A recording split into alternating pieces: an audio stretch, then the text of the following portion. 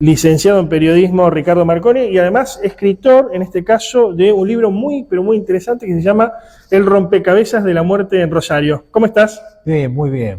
Un saludo para vos y para toda tu audiencia, ¿no? Bueno, me extrañó o me interesó ya de por sí el nombre del libro, Rompecabezas de la muerte, ¿no? Una cosa así que suena duro. Sí, sí, es verdaderamente un tema duro desde el punto de vista del delito.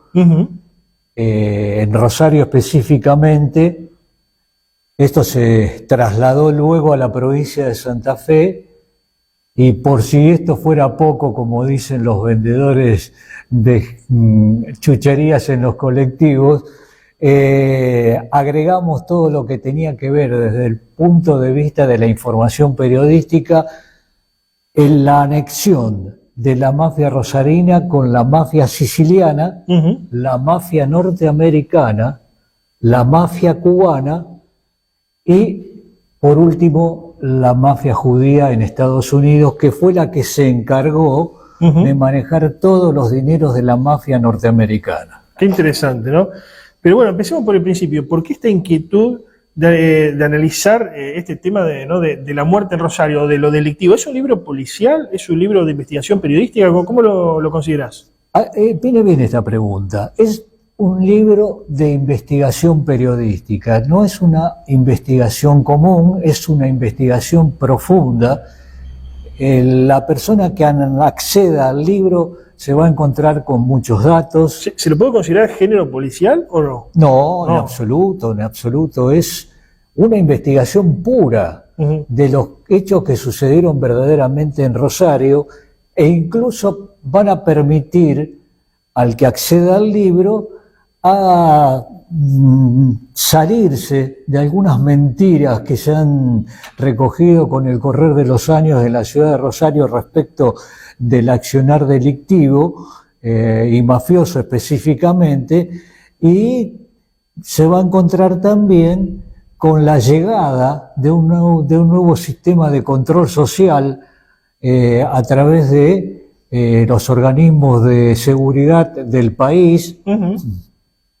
También se hizo lo propio con los organismos de inteligencia del país, al punto tal de que no solo estos servicios de inteligencia se encargaban de controlar a los mafiosos y delincuentes, sino que también hacían lo propio con los anarquistas, claro, que en ese momento estaban rondando la ciudad de Rosario. Incluso tenga en cuenta el lector en este caso en que hay muchas cosas que vamos a desmistificar respecto de esto. Por ejemplo, el caso Bolten, el caso Penina, se va a encontrar con Virginia Bolten y Joaquín Penina. Sí, exactamente. Se va a encontrar el lector con el desarrollo de interrogatorios minuciosos que le hicieron a estas personas. Se va a encontrar con discursos que la gente cree que hizo una persona, pero en realidad no las hizo otra. ¿Cuándo, de qué fecha a qué fecha abarca el libro, la investigación? La primera parte, si lo queremos manejar con parámetros de tiempo, arranca con el siglo XV. Bastante atrás.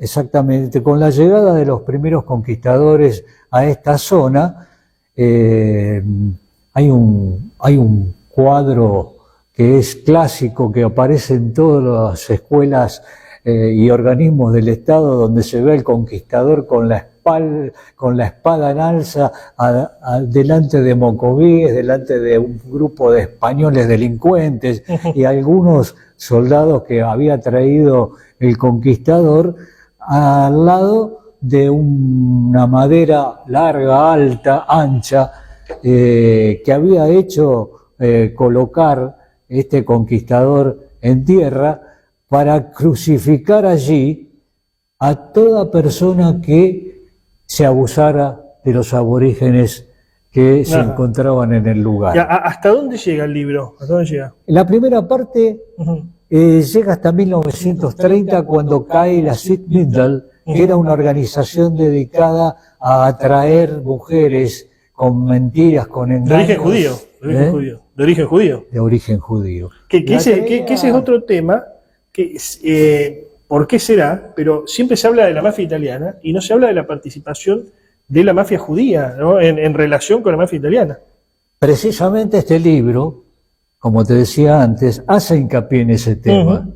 Lo detalla puntualmente, minuciosamente, sistemáticamente. Esto lo digo yo, quizás porque los principales intereses económicos de la ciudad están manejados por gente de esa colectividad, a lo mejor tenga que ver con eso, ¿no? Sí. Porque, a ver, el que está en el poder escribe la historia que le conviene también. Sí. Esto suele suceder, no es decir nada nuevo, ¿no? Sí.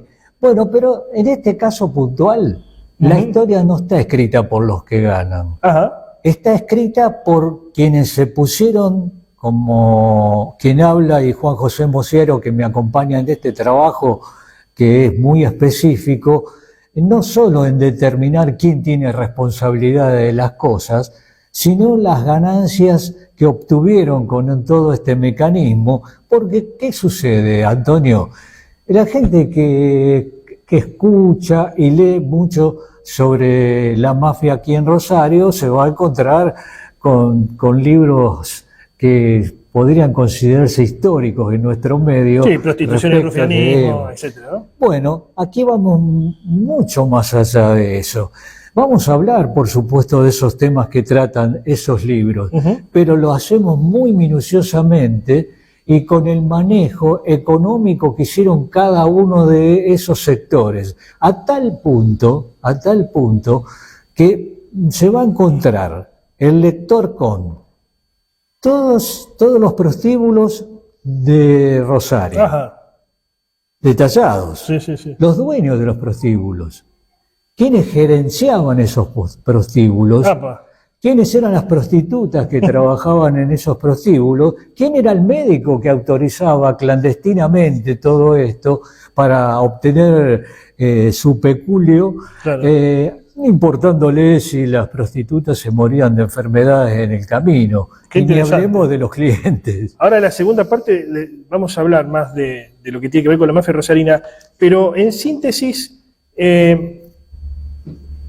¿Rosario tuvo o tiene más delito, pensándolo de forma comparativa, que otros lugares del país? Y si esto es así, ¿por qué se da? ¿Por el puerto? ¿Por esta ubicación geográfica que tiene? ¿Por qué? Evidentemente los transportes internos del país, esto de las rutas, los caminos clandestinos, los aviones que pueden entrar y salir del país como Pancho por su casa, como dicen en la tribuna, y otros factores que son los grandes capitales que manejan la droga en el mundo, han hecho en el tiempo de lo que fuera un inicio muy leve de la droga en el país, porque, y aquí, si me permitís, voy a agregar algo. Esto de la droga no nació con los monos y compañía. Viene desde el año 1800, Claro. cuando los rosarinos iban a la farmacia y compraban cocaína en frascos de vidrio. Claro, un medicamento. Un medicamento de venta libre. De venta libre. Con venta libre. Muy interesante, muy interesante. Ahora vamos a un corte y al regreso, bueno, el capítulo por excelencia de lo que tiene que ver con la historia del delito en la ciudad de Rosario. Quisiera meterme un poquito en lo que tiene que ver con la historia de la mafia, ¿no? La mafia rosarina. Así que bueno, si te parece, vamos a un corte rápidamente y regresamos.